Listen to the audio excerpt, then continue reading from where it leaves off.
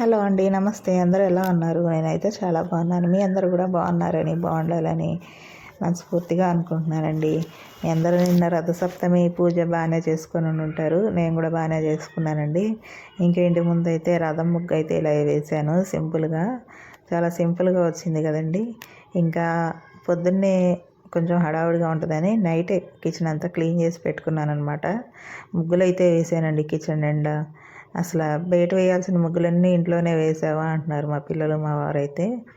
ఇంకా నాకైతే ఇలా వేసుకోవటం చాలా ఇష్టం, అందుకనే ఇలా వేశాను. ఆ వీడియో కూడా నిలువుగా తీశాను అనమాట. అందుకనే అది అలా సగం సగమే పడినట్లు అనిపిస్తుంది. అడ్డంగా తీయాల్సింది మర్చిపోయి ఇలా నిలువుగా తీశాను. ఇంకా ఉదయాన్నే లేచి ఇంకా నైట్ అయితే పొయ్యి మీద చాక్ పీస్తో వేశాను, కానీ అది ఎందుకో నాకు నచ్చలేదు. అందుకని మళ్ళీ అది తుడిచేసి కొంచెం బియ్యం పిండితో వేసుకొని పసుపు కుంకుమ అయితే వేసి ఇంకా పాలు అయితే పొంగించుకుంటున్నానండి. అసలు నేను ఇలా ఈరోజు పాలు పొంగుతాయని ఎక్స్పెక్ట్ చేయలేదు. చక్కగా పొంగినాయండి. నేను పక్కకి వెళ్ళి ఇలా వచ్చేవరకు పైగా నేను సిమ్లోనే పెట్టాను అనమాట.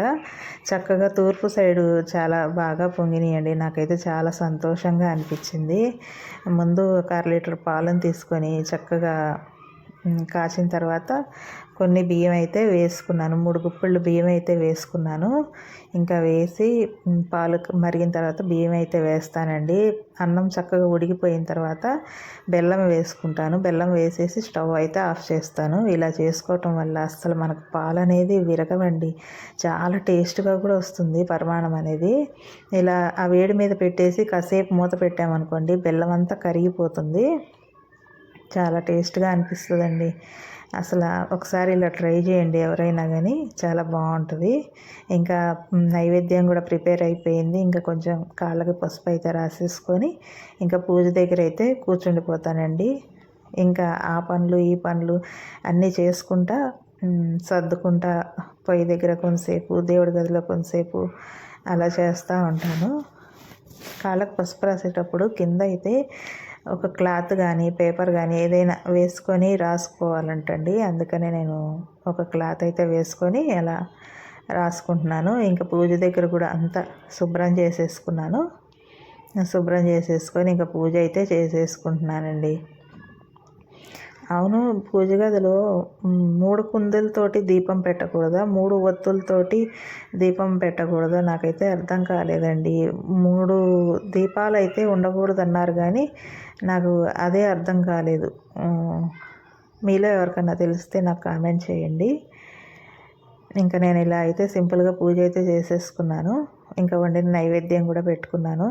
ఇంకా బయట కొంచెం సూర్యభగవానుడి దగ్గర కూడా కొంచెం నైవేద్యం పెట్టుకున్నాను. బయట దీపారాధన చేసుకోవటానికి మాకైతే వీలు లేదండి. అందుకని ఇంట్లోనే చేసేసుకొని కొబ్బరికాయ అయితే కొట్టి ఇంకా హారతి అయితే ఇచ్చేసాను.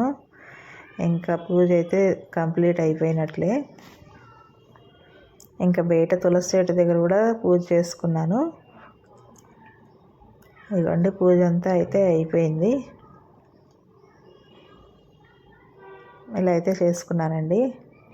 ఇంకా బయట తులసి చెట్టు దగ్గర కూడా ముందే ఇంట్లో హారతి ఇవ్వకముందే ఇక్కడ కూడా పూజ చేసుకున్నాను అనమాట. ఇంకా ఇక్కడ కూడా కొంచెం ముగ్గు అయితే వేసుకుంటున్నాను. బ్యాక్ సైడ్ బాల్కనీలో పెట్టుకున్నానండి. ఇలాగా మొత్తం కడిగేసి ఇంకా ముగ్గు అయితే వేసుకుంటున్నాను. ముగ్గులో కొంచెం ఇక్కడ వరకు పసుపు కుంకుమ అయితే వేస్తున్నాను. కలర్లు వేయట్లేదు. ఇంటి ముందు అయితే కలర్లు వేస్తాను. ఈ మధ్య పసుపు కుంకాలు వేయకూడదు అంటున్నారు కదా ముగ్గులో, అందుకనేసి ఇంకా ఇదైతే తులసి చెట్టు దగ్గర కాబట్టి పసుపు కుంకుమ అయితే వేసుకుంటున్నాను. ఇంకా ఇక్కడ కూడా దీపారాధన అయితే చేసేసుకున్నానండి. కొంచెం నైవేద్యం పెట్టి దీపారాధన అయితే చేసుకున్నాను. బాల్కనీ చిన్నదైనా ఉన్న ప్లేస్లోనే చేసేసుకున్నాను. బయట ఇంకా కొంచెం ఇలా వచ్చి చూస్తే నాకు సూర్యుడు అయితే చక్కగా కనిపిస్తున్నాడండి. ఇంకా ఇక్కడ కొంచెం క్లీన్ చేసేసి కింద బియ్యం పిండితో ముగ్గు వేసి కొంచెం పసుపు కుంకుమ వేసుకొని సూర్యుడికి నమస్కరించుకొని ఇంకా ఇక్కడ కొంచెం నైవేద్యం పెట్టి కొంచెం ధూపం అయితే చూపిస్తున్నానండి. ఇంక ఇంతకన్నా ఎక్కువైతే ఇక్కడ చేయలేము అపార్ట్మెంట్లో. ఇంకా దీపారాధన చేసినా అసలు ఉండదండి గాలికి. ఇలా అయితే చేసుకున్నానండి. Thank you.